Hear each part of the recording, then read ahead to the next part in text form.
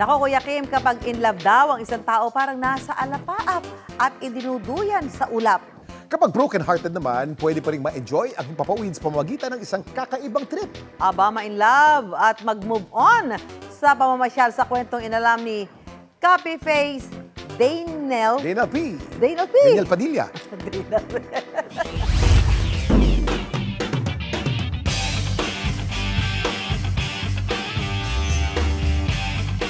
Matapang at kaya kang ipaglaban. Tumaya ka lang. Kung masasaktan tayo, di masasaktan. Parte ng pagmamahal yun, di ba? Kahit isang beses lang. Ayaw mo bang maging matapang? Para sa pag-ibig, lahat susuungin. Kahit palangit ay hahamakin. On top of the world, guys! Woo! Sky's the limit.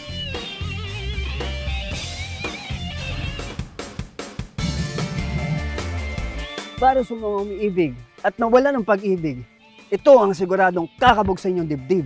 Samahan niyo akong harapin ang aking takot. Sana hindi ako mapol. Para siguraduhin yan, sasamahan ako ni Captain Harley. Cap, kamusta po ang panahon? Oh, okay naman. Lalo na ngayon, yung windsack natin ang nag-indicate ng weather forecast at saka yung wind direction. So, at this time, medyo thermic na, pero makakalipad tayo ng safe. Nag-training sa Middle East si Captain Harley sa Saudi Air Force. Dito sa Pilipinas, dalawa lang kaming active na merong paratrike. Isa sa Nueva Vizcaya, yung Association of the Paramotor and Microlight of the Philippines. So, isa rin siya sa magaling na piloto, si Aristotle Mendoza. Cap, question ko lang, anong difference pala na paratrike sa paragliding? Ang paragliding, kung mapapansin mo, yun yung mga taong tumatalon sa bundok na naka-parachute lang sila. Okay po. Unlike yung paramotor, parachute with motorized engine. Okay, ayun. Kaya kung sa baba, meron tayong trike. Sa taas meron tayong paratrike. Yan, exactly yan. Yun, hindi po ba mabigat ito pagka lumilipad na sa yung papawid? Pagka lumilipad na tayo, weightless na yan eh. Kasi nga, ang nagdadala ng load yung parachute. Ikaw, relax ka lang sa harapan while yung pilot nasa likod, yung control. Meron tayong propeller, nakokontrol natin yung altitude natin going up, down, or banking. Talagang feel mo na ikaw si Superman dahil ikaw yung nasa harapan. Ang paratrike maaring umabot ng 15,000 feet altitude sa ere. Pero dahil unang beses ko itong gagawin, ang inirekomenda nila, doon muna tayo sa 700 feet. So this is it. Face your fears. Sa ngalan ng pag-move on, let's go!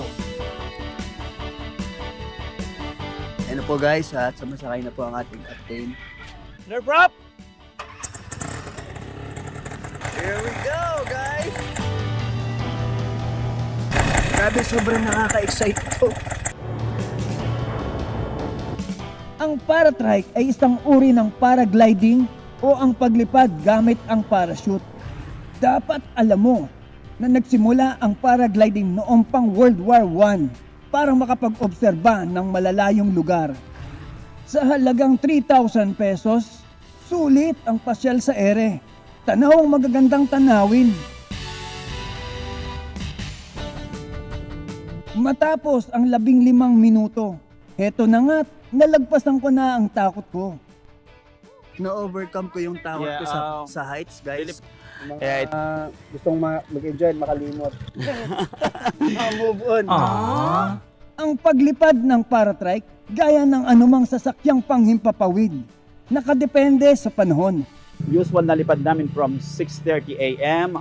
hanggang 8 a.m. Kasi minsan pag mataas na yung araw, nagbabago na yung wind condition. Pag thermic na, mataas na yung nagkakaroon na ng init sa baba, and then yung hangin, paiba-iba na ng direction. Kung takot sa posibleng paiba-ibang ihip ng hangin, huwag daw kabahan. Dahil ligtas ito kahit sa mga unang beses palang susubok. Yung smooth yung take-off natin, and then unti-unti tayong tumataas. Napaka-safe at mostly sa mga pasahero nag-i-enjoy. I-enjoy lang ang buhay. Gaya ng pangarap, ang kasiyahan pwede ring maging sky's the limit. Ako si Zach Daniel P. Santos at yan ang kwentong dapat alam mo.